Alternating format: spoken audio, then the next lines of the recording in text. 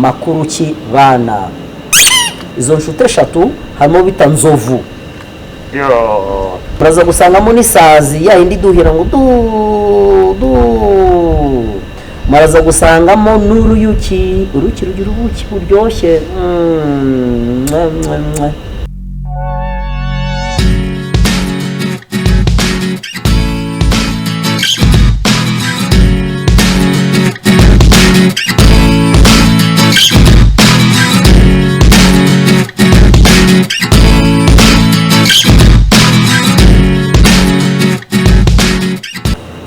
Muraho neza abadukurikiye mwese, abana dukunda ndetse n'ababyeyi n'abakuru n'inshuti n'abavandimwe, ndabasuhuje. Ngewe ndi Uncle Denicen.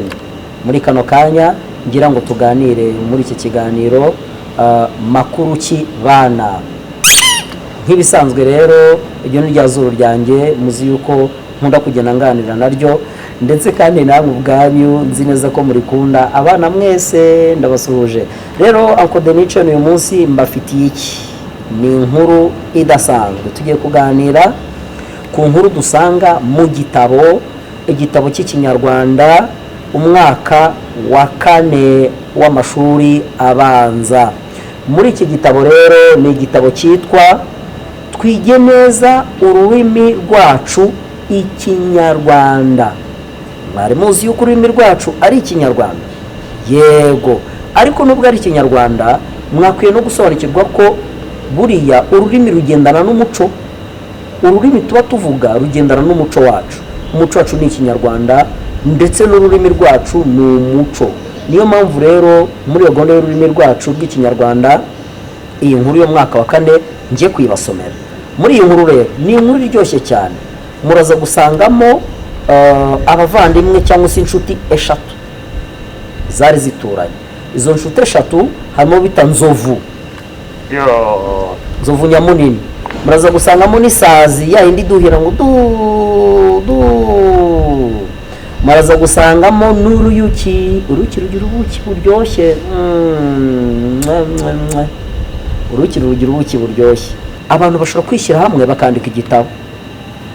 Mwashobora gukora amashusho agashushanya, undi ashobora kuvuga inkuru mu buryo busanzwe akandika, undi ashobora kumuzana igitekerezo, bose bagashyira hamwe bakandika igitabo. Niyo mpamvu n'abantu banditse igitabo. Namwe muzandika ibitabo, abana muzandika ibitabo bizagirira akamaro abantu batandukanye. Yego, ni byiza kwandika ibitabo cyangwa se kwandika inkuru. Okay. Iyi nkuru rero tugiye kureba ni inkuru yitwa Ubugabo si ubutumbi. Ubugabo si ubutumbi rero ni inkuru tugiye kureba muri iki gitabo.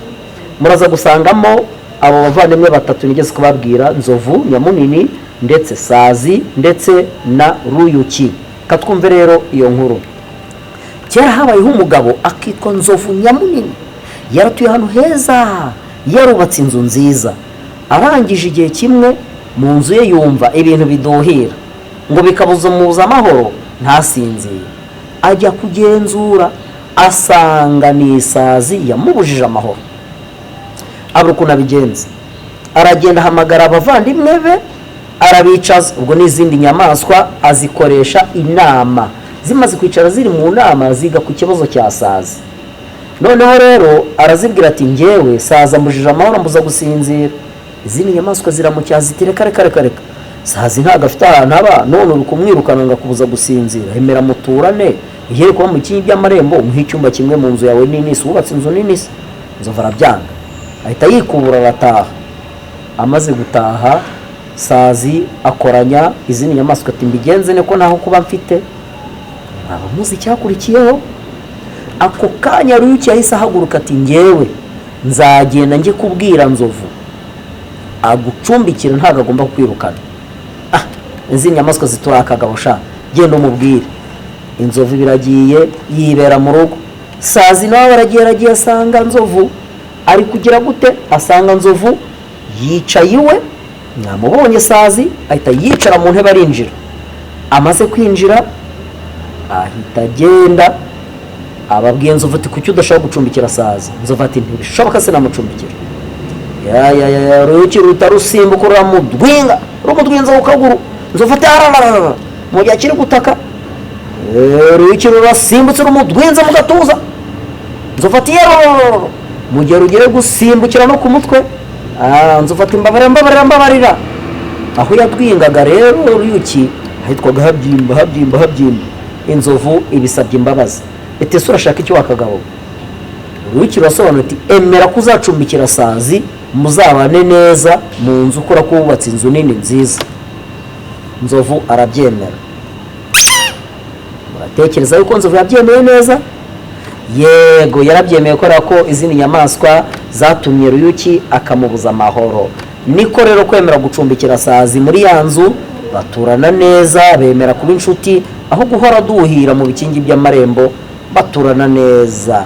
Aha, ngiyo nkuru yacu rero, ubugabo si ubutumbi sinjye wahera. Muratekereza ko iyi nkuru twigishije iki? Ni ukuvuga ko rero nzovu muri kiriya gihe yashakaga kwirata, yarubatse inzu nziza, akanga kubana na sazi. Ariko nyuma y'uko inyamaswa zigiye inama, zabashije kumwemeza. Bishatse kuvuga ko tugomba kujya tujya inama y'icyo tugiye gukora, tugomba kujya dukundana, tugomba kujya ducumbikira abafite ibibazo bidafite aho kuba, kandi ikindi kiyongereyeho tugomba kugisha inama, nk'uko sazi yagiye akegera izindi nyamaswa akazigisha inama. Ntabwo tugomba guherana ibibazo twenyine, tugomba kugisha inama.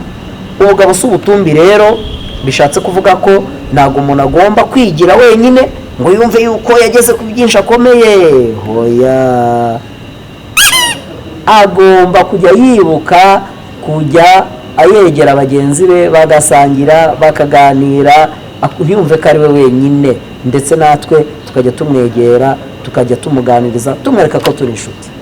Abana mwakoze kunkurikira, babyeyi mwakoze kunkurikira, inshuti zacu mwese, ubutaha nzababwira indi nkuru. Nagasaga rero, yari njyewe Uncle Denice. Ikiganiro ni Makuru Kibana, murakoze, ndabashimiye.